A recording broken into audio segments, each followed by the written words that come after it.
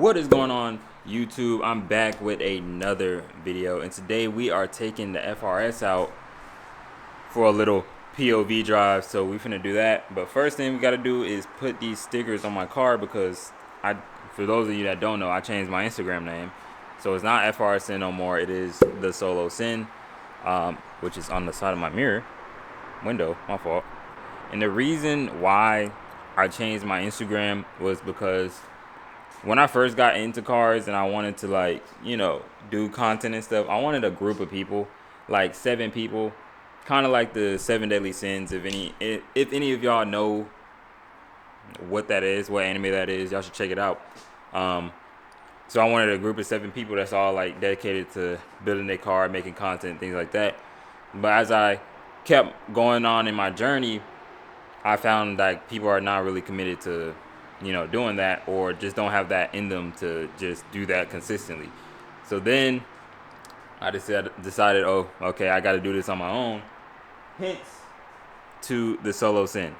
But since I'm the only one, so I'm gonna take the stickers off my car, put those on, and then we're gonna get into the POV drive. All right, yeah. So we got this in. That looks clean. That looks clean. I'm just gonna be talking about how is it, you know, daily driving a boosted FRS. Since I already did one with me, how is it daily driving a regular FRS?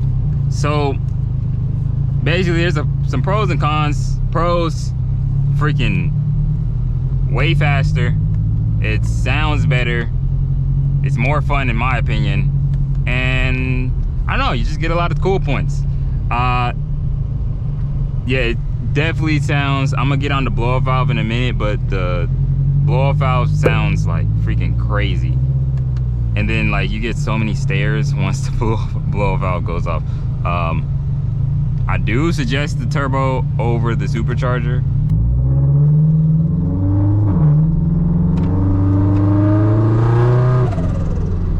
I don't know if you guys could hear that on camera, but that is amazing to me. At least to me. But yeah, it just feels so much faster. You can actually overtake traffic, blah, blah, blah. Depending on how aggressive you get with the tune, you can gap a few cars.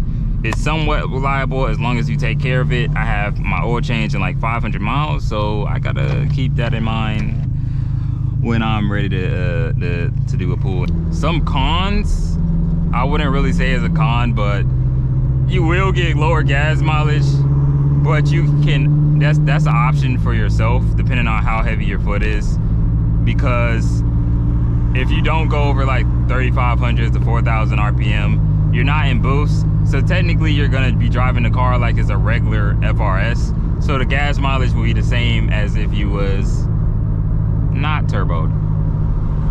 But the moment you get into boost, it'll take down your gas. So like right now I'm at 20 miles per gallon, which is fairly good for a 420 horsepower FRS. Before the turbo, I was making like 24 miles per gallon. If I really tried to stretch it, I'll get 26.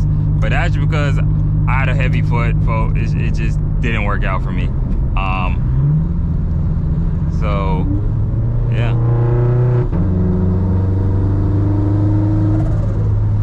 And right now I'm on 93. On 85, I'm making 420 crank horsepower, 360 to the wheel. 93, I'm making 310 to the wheel. But I gotta get it prepared to get emissions, so I'm on 93 for right now. A lot of people complain and say, oh, I want a supercharger because it's less maintenance. But I had this turbo since like almost probably a year now. Yeah, over a year.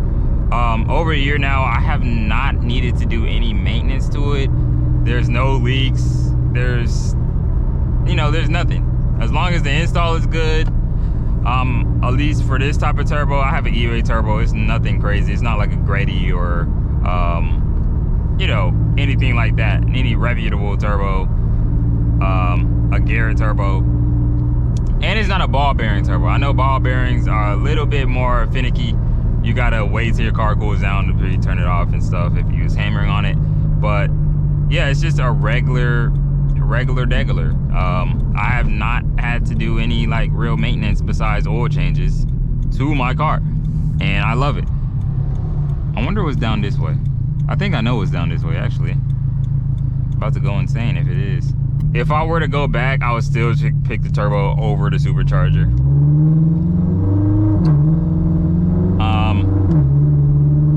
I don't know. It just feels like a more regular car now. It doesn't, well, before it was turbo, it felt like a regular car, but now it just feels like an actual, like, real deal sports car that you could lose control of if you don't know what you're doing. But that's the fun part about it. But you can actually gas it when you're on here, and it can still handle turns pretty well.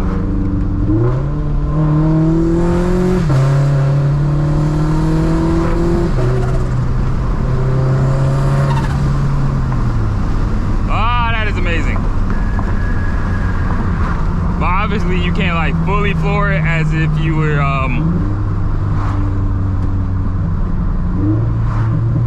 as if you was in A, because you're gonna go, you're just gonna go, especially if I was on E85.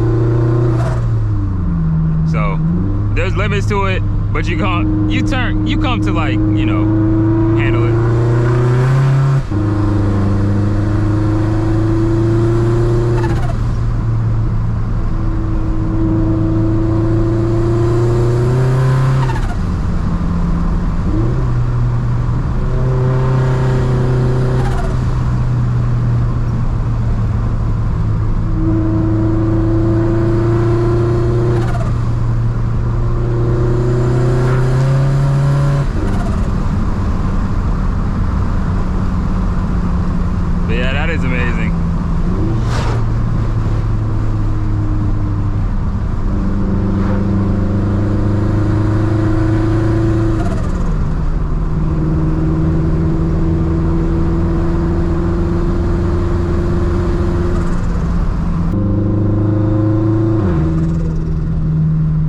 But to handle this power, it's like you basically just need the supporting mods: oil cooler, oil catch can, bigger injectors, fuel pump. You're fine as long as you're not running too much power.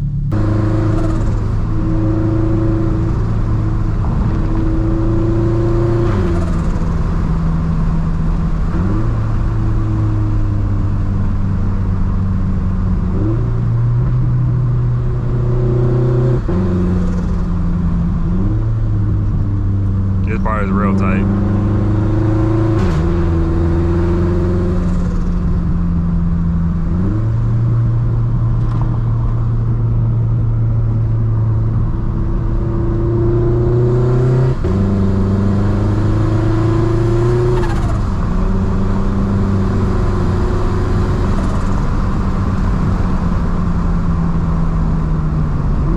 I think there's a barn or bridge down here too. Yeah, it's right there. So let me slow down.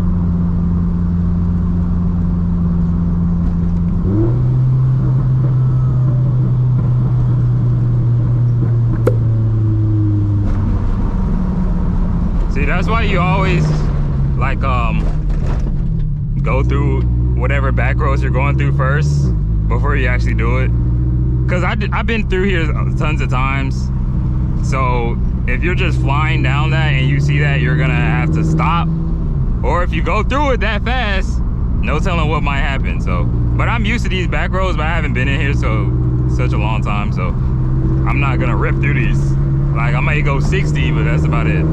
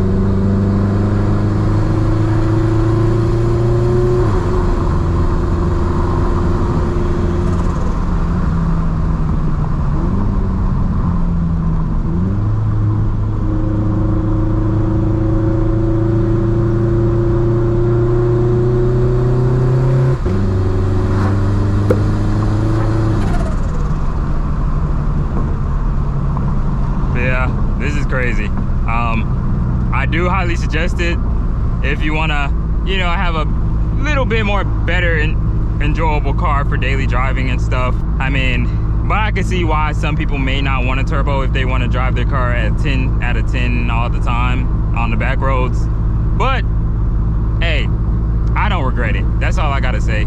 But if you guys like this video, like, comment, subscribe, and stay tuned for the next one. And I'll see you guys later. Peace.